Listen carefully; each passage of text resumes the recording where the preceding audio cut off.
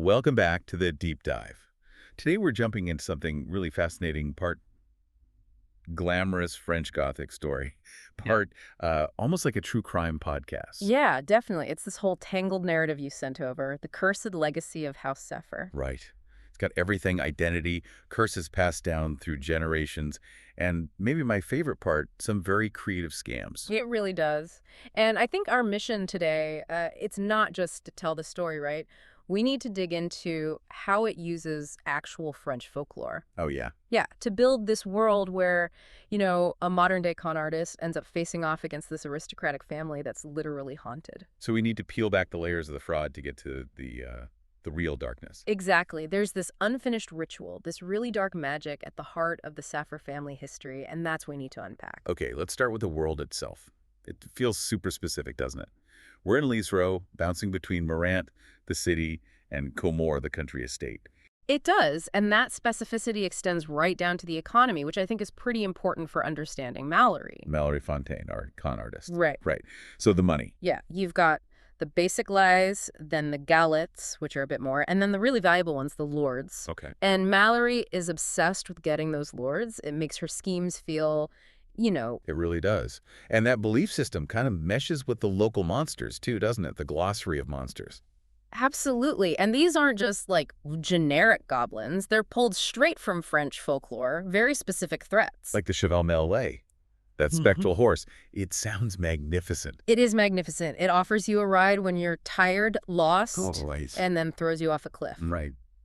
Less nice. That's kind of perfect for the Saphir family, isn't it? Beautiful trap. Totally. And then there's the croque-mitaine, the crunchy mitten. Oh, that name. I know, and it nibbles the fingers off kids who misbehave. It brings the horror right into the home, Very unsettling. But the fou follet, that one stuck with me. The little ball of The limp. will-o'-the-wisp, yeah. Yeah. It's enchanting, floating there. Leading you to your doom. Exactly.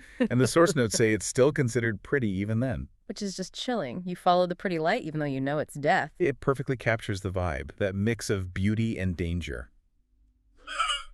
Which brings us neatly to Mallory Fontaine herself, our guide and witch, operating right there in Morant. And she's basically weaponizing that exact feeling. Her whole business is built on people's fascination with the dark side of the Saphir legacy. It's pure, cynical genius, really. The House Saphir tour. It sounds amazing in a terrible way, promising torture and dismemberment. And selling cheap souvenirs, the fake sapphire ring, the handkerchiefs. I survived the House Saphir. Oh my God. It's so shameless. It is. But she's good at it. She makes the fake horror feel real. Yeah, her sister's involved too, right? Anais? Yep. Anais is in on the smaller scams. Like the god relic feather, we know investigator Louis Dumas bought one. The authentic feather of Weirdif. For 12 Larrys. Which, in context seems like a lot for a feather Mallory probably just picked up somewhere. It shows how desperate people are for some kind of magic, even fake magic. Exactly. And the backdrop for all this is the House Saphir in Morant. The building itself is just ominous. Tall, narrow, the iron gates. But wait, the gates weren't actually locked, were they? No. That's a great detail. The chains are fake, the padlock's broken.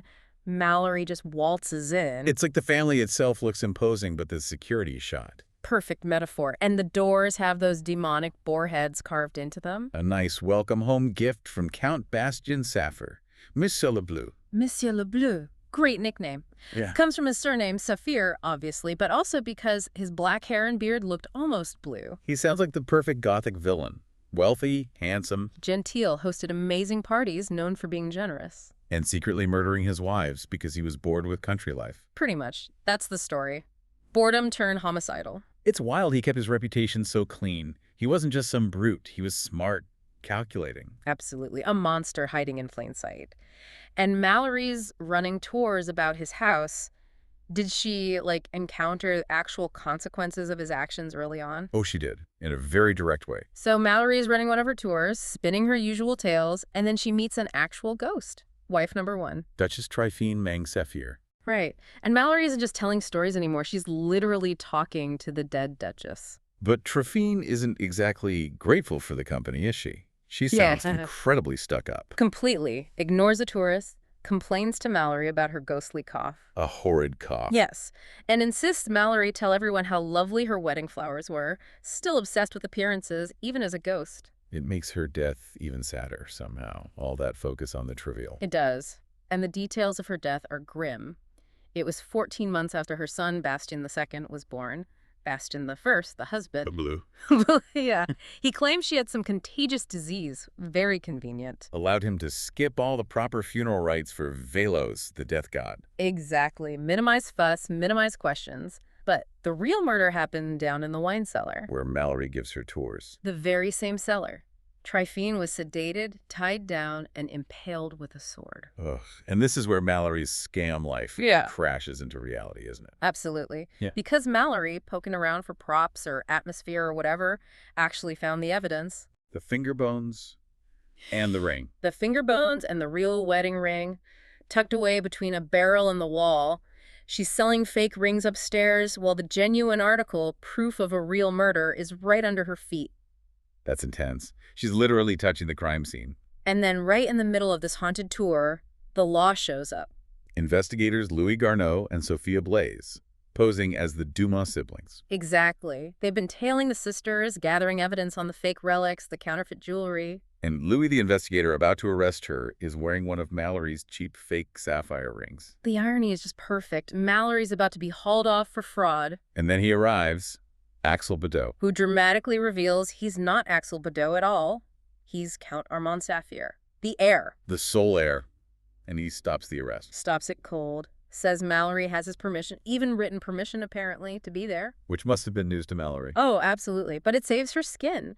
And there's this great moment where Tryphene's ghost sees Armand. She recognizes him. Instantly. Those Arctic eyes, blue as faceted sapphires. She immediately pegs him as family, grandson, or great-grandson. It links the past horror right to the present moment. So Armand's arrival kind of forces the full story out. About the other wives. It seems to. Mallory confirms Lebleu killed 2 more women after Tryphene, Lucienne, and Beatrice at the country estate in Comore this time. Over the next 3 years. And he just, wasn't involved with raising his son at all? Seems like he wanted nothing to do with it, kept his distance. But this wasn't just random killing, was it? There was a purpose, a ritual. Exactly. The sources are clear. Lebleu was attempting a dark spell. It needed 5 sacrifices. 5 wives. Their blood, bound by marriage vows. Right. But he only managed 3 before, well, whatever stopped him happened. So the spell was incomplete. And that's why the wives are haunting the place. Because the magic failed. Precisely. They're tethered to the properties because the ritual wasn't finished. It's not just lingering sadness, it's broken magic. Wow. Okay. And the carvings. That's part of the ritual, too. The most disturbing part, maybe, before he killed them, he carved words onto their arms. Pektros. Trust. On the left arm. And gerecht. Betrayal. On the right. That's unbelievably cruel. It's like he's blaming them for his own actions, marking them as betrayers. It's deeply psychological. He's twisting the idea of the marriage vow, the trust, into a justification for murder. It makes it clear this was ritual, not just impulse. High ritual, like you said. Chilling. So Armand shows up, saves Mallory, confirms the history, and then hires her. Yep. He sees she can actually interact with the ghosts, which is something he apparently needs help with at the other haunted Saphir property, the chateau in Comore. And the price. 3,000 lords. Whoa. From 12 lies for a fake feather to 3,000 lords. It's life-changing money. It pulls Mallory and Anais out of their petty scams and throws them right into the deep end of the actual curse. She goes from fake ghost guide to actual paranormal investigator. Or maybe paranormal consultant. Yeah, something like that. High-stakes work now. Okay, so they moved to Chateau Saphir in Comore. Yeah. Big change from the cramped house in Morant. Huge change. This place is massive. Vineyards everywhere, producing the family wine Ruby Comore. Which Armand secretly hates. Yeah, finds it too sweet. It's such a great little detail about him trying to uphold this legacy he doesn't even fully like. The house sounds incredible, though. Limestone walls, arched dormers, tons of chimneys, decaying but still grand. Very grand, but with a skeleton crew. Just Yvette the housekeeper. Who's super devout and instantly suspicious of the sisters. Right. Then Pierre the chef, Claude the butler, and Julie the maid. That's pretty much it. And the ghosts came too. How did that happen? Ah, the ring. Tryphene's real wedding ring, the one Mallory found. It somehow got transported to the chateau, maybe packed accidentally. And since the wives are bound to the rings. She followed it. So now Trafine is at the chateau, along with Lucienne and Beatrice, who were presumably already haunting the place where they died. Okay, so all 3 wives are there now. And the monster problem gets worse, too. Immediately. Armand says creatures have been showing up ever since the veil fell. The veil fell. What does that mean? We haven't heard about that yet. We haven't, but it's clearly a significant past event about 7 years ago tied to increased magical activity. Armand just treats them like pests, though. Lutins eating napkins. And the cheval mallet hanging around, tormenting people near the estate. Less cute. So Mallory decides to actually try some magic for her 3,000 lords. She does. She pulls out this book, Herbal Remedies, and tries an exorcism. Pennyroyal, juniper, standard stuff, maybe. But she messes up one ingredient, right? Politically. She uses madwort instead of madderwort. She thinks it's a repellent. But it's not. It's the opposite. They figure it out later. Madwort is basically bait for magical creatures. Oh, no. So the professional con artist trying to do real magic accidentally puts out a welcome mat for monsters. Pretty much. Her first real attempt and her lack of genuine knowledge completely backfires. She makes the house more haunted. That is beautifully ironic.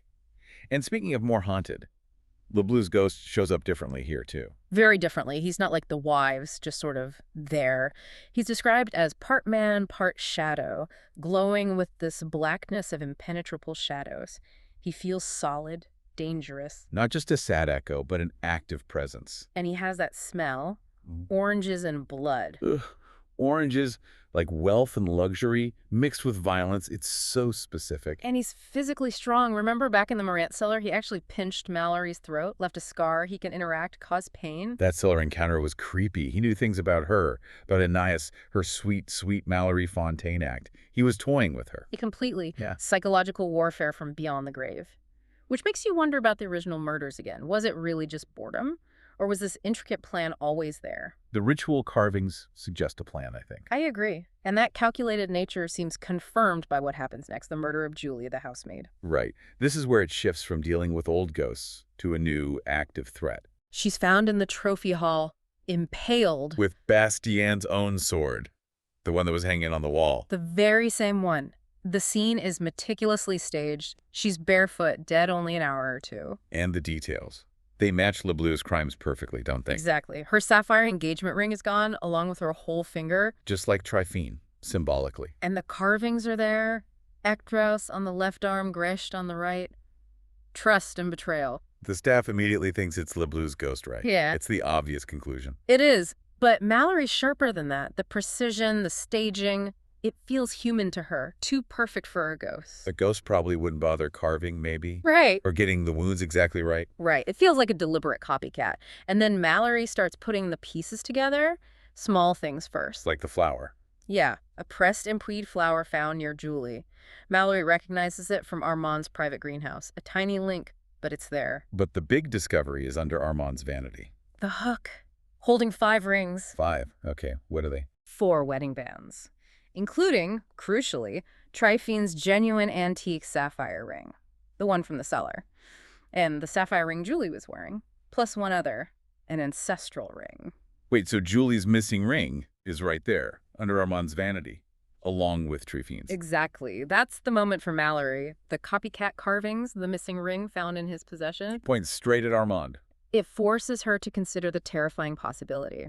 Either Armand is consciously recreating his ancestors' murders, or something even stranger is happening. Like he's not in control. That becomes the horrifying question. Is the man who hired her, the man who seems decent, actually the killer?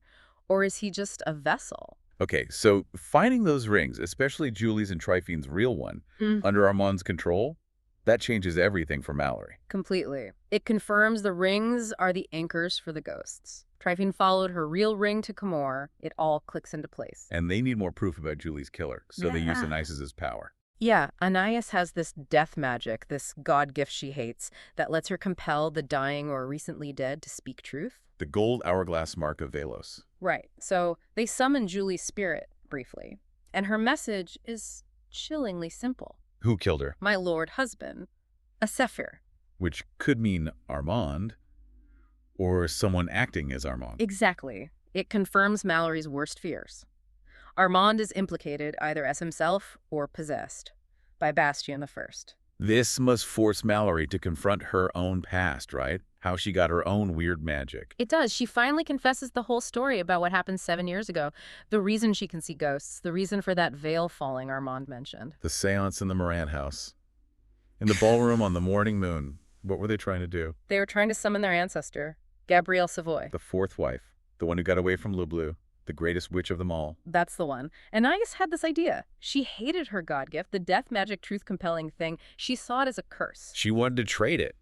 For what? For petty magic, just normal, everyday witchcraft. She wanted to get rid of this heavy burden, this connection to death. So they tried to summon Gabrielle to make a deal. But it goes horribly wrong. They couldn't fully control the summoning. Instead of just getting Gabrielle, they ripped open a doorway to Verloren. Some kind of spiritual prison or dimension. And Bastion's spirit escaped. That's the moment. He slipped out.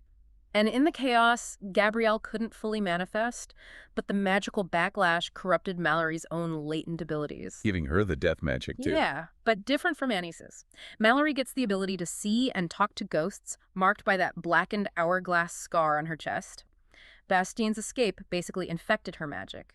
He made them the same, as the text says, linked by his darkness. Wow. So that's why the veil fell. It was them. Their failed ritual unleashed Bleu. Exactly. And just as they're processing this massive guilt and revelation, Gabrielle Savoy actually shows up. There's a bird, a barn swallow. Yep. The same barn swallow that saved Mallory from the feu follet earlier. It was her all along, watching. Why stay as a bird? She says it lets her stay between worlds, slows her aging. Clever way to use her power. And she confirms the possession. She does. Says Bastien is possessing Armand, who she calls a sweet boy, likely the kindest soul in the whole rotten family line. Poor Armand. So Bastien's using him to gather the rings for the immortality spell. Right. The rings and the vows are the keys. But Gabrielle adds another terrifying layer. What's that? The ritual still needs a fifth sacrifice to grant immortality. But because Savoy bled, their ancestor's bloodline was already involved in that disastrous seance. Oh, no. He doesn't just need any fifth wife, he needs one of them, Mallory or Anais. Their bloodline is now required to complete the spell he started centuries ago. They inadvertently made themselves the final targets. That's horrifying. It is, and this leads to the desperate attempt at an exorcism in the chapel. They tie Armand to a chair. While the sisters, Gabrielle and Fitcher's troupe, who are they again? Oh, they're like a traveling group. Anais wants to join, performers or adventurers, it seems. They're there to help. Okay, so they're all trying a simple binding spell on Armand. And even tied up, Armand confesses. He tells Mallory he feels Bastien inside him, confirms he has memory gaps around Julie's murder. He believes he did it, even if he can't remember. Yeah, and he says he was planning to turn himself in. He begs Mallory to leave, to save herself. Wow, for the heir to this cursed, deceitful family, Mm. that's incredibly noble. Self-sacrificing. And Mallory, the lifelong cynic, the expert in lies and mistrust. Ugh. She hears this confession, this plea for her safety from the man possessed by her family's tormentor. And she finds it. The most romantic thing I've ever heard. Oh, Mallory. Just when you think she's completely hard-boiled. It shatters her cynicism, doesn't it? This act of genuine trust from him, right when everything is pointing towards ultimate betrayal. It changes her perspective right before the final confrontation. Okay, so they're in the chapel. Armand's tied up. They're attempting the binding spell using the rings. Yes. They place the 4 recovered rings, Triphine's, Lucien's, Beatrice's, and Julie's, plus Gabrielle's ancestral ring. Which Anais gives up. That must have been hard for her. A huge sacrifice. They light the candle for the ritual, and it burns bright blue. Uh-oh. Bad sign. Very bad sign. Means Bastien's power is incredibly strong right there with them. And then, twist? The ultimate betrayal. It's not Armand who strikes. No, it's Anais. Suddenly, clearly possessed by Bastien, she grabs his sword, The murder weapon. the murder weapon, and she stabs Gabrielle. No. Their ancestor. The one who came to help. The 5th sacrifice. Completed, using Savoy blood delivered by a Savoy hand, albeit controlled by Bastien. Oh my God, that's devastating. Gabrielle, as she's dying, manages to give Mallory that black and white feather from her bird form. Yeah, her last words. He cannot take away what you are. You must trust yourself. Powerful final message. And Bastien. What happens to him now? The spell is complete. He gets what he wanted. He becomes immortal, corporeal. The sources describe him transforming, shedding Armand's form, becoming this Mandimon hybrid. Physically present. And powerful.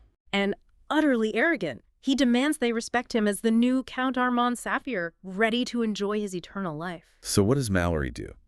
Her ancestor is dead, her sister is possessed, the man she loves was the vessel, and the monster is free. Pure rage kicks in, and maybe Gabrielle's words. She immediately unbuckles Armand, freeing him. But Bastien, now immortal, seems merged with the house itself. He controls it. Locks them in, shows them illusions. Yeah, illusions of the hanged wives, terrifying stuff. He's demonstrating his power, trapping them in his domain. So Mallory can't fight him directly. But maybe she can fight his prison, his power source. She decides to use her own magic. The corrupted death magic she always hated. The power she got from his escape. Exactly. She takes Saphir blood from Armand and performs her own binding ritual. But she doesn't bind Bastien to an object. She binds him to the house. The entire Chateau Saphir. To the house itself. Using her dark magic, fueled by Saphir blood, she traps the immortal Bastien inside the architecture. Whoa. Turning his own power source into his cage. But Bastien is immortal fire now. Trapping him like that, it has consequences. The house starts burning with blue fire. Intense blue flames erupt everywhere. It's Mallory's binding spell backfiring or maybe succeeding too well. The house is literally consuming itself with Bastien trapped inside. So they have to escape this inferno. And Mallory is afraid of heights. Terrified. But Armand gets her out onto the roof. Steep, burning tiles. It looks impossible. But she transforms, like Gabrielle.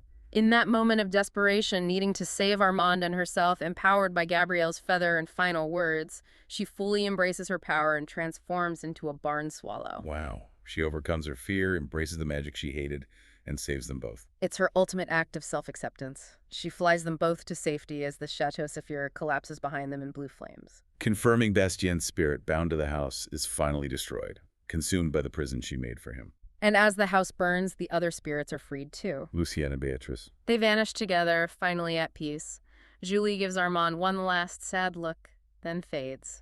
And Gabrielle. She appears briefly, smiling proudly at Mallory and Anais, then vanishes too.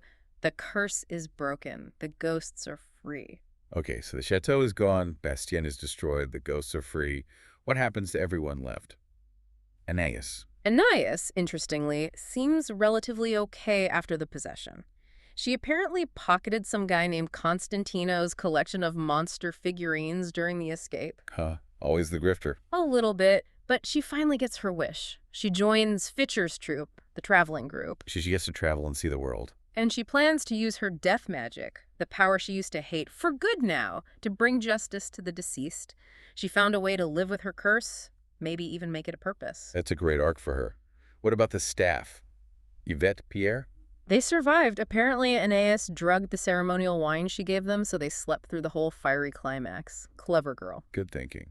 Claude the butler had already left. Yeah, he got out earlier. Wise man. And Armand. Yeah. The poor guy who was possessed for years. Armand Saphir survives. Still a count. Still a wine producer, presumably trying to make a less sweet wine now, and hopefully permanently free of Bastien. And Mallory, our cynical con artist turned bird-transforming witch. Mallory and Armand, they end up together, and then go back to Morant, to the original House Saphir. The place where her scam tour started. What do they do there? They renovate it, and they run it as a haunted house tour. Oh, come on. See? Seriously. They embrace the whole dark history, the real hauntings, the fake scares. Mallory turns her biggest fraud into her actual life. That is perfect for her. So the love story is real, between the skeptic and the count. Seems like it. Forged in fire, literally. Their trust after everything is solid. But the engagement ring. Please tell me it's not the cursed sapphire. It's not. That's the best part. Armand gives her a ring, but it's a cheap replica. Brass and blue glass. A fake ring. Just like the one she used to sell. Exactly. It's like he completely accepts her for who she is, fraud and all. The fake ring symbolizes their very real, very unconventional trust. She's living her scam, but honestly, with him. Wow.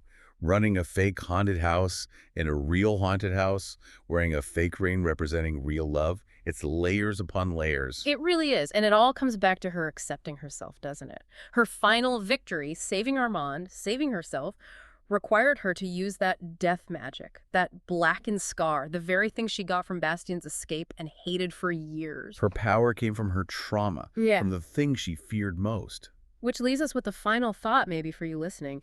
Mallory had to embrace the darkest part of her own story, the magic tied to her family's greatest enemy, to finally find her freedom and reshape her future. So the question is, well, we're looking for our own transformations, trying to become something new. Do we have to do the same? Right. Do we need to confront and maybe even integrate that dark part of our origin, the thing we're most afraid of, to truly move forward?